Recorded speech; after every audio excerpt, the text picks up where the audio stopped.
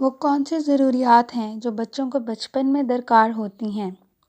ان عوامل سے بچوں میں جذباتی تکمیل یعنی ایموشنل فلفلمنٹ ہوتی ہے۔ آئے دیکھیں کہ وہ کیا ہیں۔ نمبر 1، انسٹرکچرڈ پلے یعنی غیر ساختہ کھیل۔ یہ کھیل کی وہ قسم ہے جس میں کوئی خاص سیکھنے کا مقصد نہیں ہوتا، نہ ہی والدین یا بڑے لوگوں کی دخل اندازی شامل ہوتی ہے۔ یہ اس طرح کے کھیل ہیں جو بچے عموماً خود ہی کھیلتے ہیں، خواہ اکیلے کھیلیں یا کچھ بچے مل کر۔ مثال کے طور پر ڈبوں یا کمبلوں سے گھر بنانا، الماریاں، دراز، پارکس، گھر کے صحن یا چھتوں کو ایکسپلور کرنا یا بلاکس وغیرہ سے کھیلنا۔ کسی پلے گراؤنڈ میں چونکہ اس طرح کے کھیل میں کوئی رول سیٹ نہیں ہوتے اور بچہ عموماً خود ہی فیصلہ کرتا ہے کہ اس نے کیسے کھیلنا ہے، اس سے بچوں کی فیصلہ کرنے کی قوت اور صلاحیت میں پختگی آتی ہے۔ نمبر 2، سن لائٹ سورج کی روشنی سے بچوں میں وٹامن ڈی آتا ہے جو کہ ان کی نشو و نما اور لرننگ کے لیے بہت ضروری ہے۔ وٹامن ڈی کے علاوہ سورج کی روشنی سے بچوں میں توجہ مرکوز رکھنے یعنی کنسنٹریشن اور موڈز میں تازگی آتی ہے۔ مزید سورج کی روشنی سے بچے میں بیماریاں ہونے کا خدشہ کم ہوتا ہے، خاص طور پر سرکیڈین ردم ڈس آرڈر اور نیئر سائٹڈنس یعنی قریب کی نظر کی کمزوری سے بچایا جا سکتا ہے۔ جدید تحقیق سے پتہ چلا کہ سورج کی روشنی سے بچوں کے دماغ پر بہت اہم اثر ہوتا ہے جو کہ نیو سائنیپسز کی نشو و نما کرتا ہے اور بچوں میں لرننگ ایبیلٹیز میں اضافہ کرتا ہے۔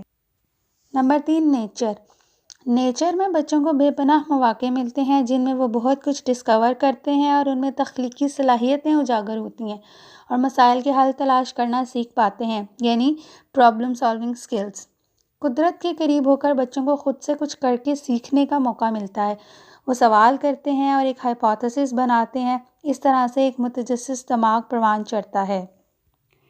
ہگز تحقیق سے پتہ چلا کہ زیادہ ہگنگ سے آکسیٹوسن نکلتا ہے اور جب جسم میں آکسیٹوسن زیادہ ہوتا ہے تو بہت سے گروتھ ہارمونز جیسے کہ انسولین لائک گروتھ فیکٹر 1 یا نرو گروتھ فیکٹر میں بھی اضافہ ہوتا ہے۔ نتیجے کے طور پر بچے کی نشو و نما میں اضافہ ہوتا ہے۔ hugs are crucial to your child's development۔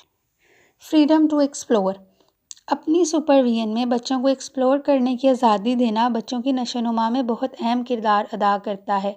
اس سے بچوں میں بہت سی مثبت صلاحیتیں اجاگر ہوتی ہیں، مثلاً خود اعتمادی، والدین پر اعتماد، کانفیڈنس اور پرابلم سالونگ سکلز وغیرہ۔ پلے ٹائم ود پیرنٹس کھیل سے بچوں میں امیجنیشن، کریٹیوٹی، کوگنیٹیو، ایموشنل اور فزیکل صلاحیتوں میں اضافہ ہوتا ہے۔ صحت مند دماغ کے لیے کھیل بہت ضروری ہے۔ کھیل ہی کے ذریعے بچے بہت جلد اپنے ماحول میں گھل مل پاتے ہیں۔ لافٹر ہنسی مذاق بھی بچوں کی نشو و نما میں بہت اہم کردار ادا کرتا ہے۔ کیونکہ ہنسنے سے انسان کا سٹریس کم ہوتا ہے، لہٰذا بچوں کی نشو و نما میں اس کا کردار اگنور کرنے کے قابل نہیں۔ ہنسی مذاق سے انسان میں سیلف اسٹیم اور سوشل سکلز بیدار ہوتے ہیں، لہٰذا بچوں میں ہنسی مذاق یعنی سینس آف ہیومر کو اجاگر کرنا اور پروان چڑھانا والدین کی اہم ذمہ داریوں میں سے ایک ہے۔ بلیف ان دیئر گڈنس اپنے بچوں کو ان کی اچھائی پہ یقین پیدا کروانا ان کے لیے بہت فائدہ مند ہے۔ جیسے کہ آپ پازیٹیوز پہ فوکس کریں تو پازیٹیوٹی میں اضافہ ہوگا اور اگر نیگیٹیوز پہ فوکس کریں تو نیگیٹیوٹی میں اضافہ ہوگا۔ ڈیلی ریچولز روزانہ کے رسم و رواج کی پابندی کرنے سے انسان خود بھی اور بچوں کو پابندی کروانے سے بچوں میں نظم و ضبط اور قوانین کی پابندی کرنے کی عادت پیدا ہوتی ہے۔ کام انوائرمنٹ ایک پرسکون ماحول میں ایک پرسکون دماغ پروان چڑھتا ہے۔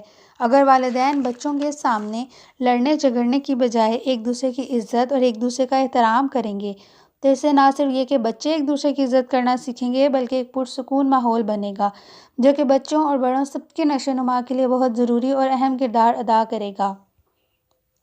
کمپیشن مطلب شفقت یہ اسکل بچوں کو سکھانا بہت ضروری ہے، یہ ساری زندگی ان کے لیے بہت مددگار رہے گی۔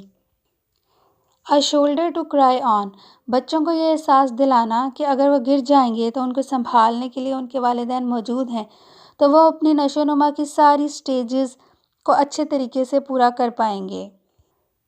Expressed gratitude for who they are بچوں کو زبان سے اظہار کر کے بتانا کہ وہ ہمارے لیے اہم ہیں اور ہم ان سے بہت محبت کرتے ہیں، اور یہ سراہنا کہ وہ ہمارے لیے کیا کچھ کرتے ہیں بھی ایک ضرورت ہے جو بچوں کو چاہیے ہوتی ہے۔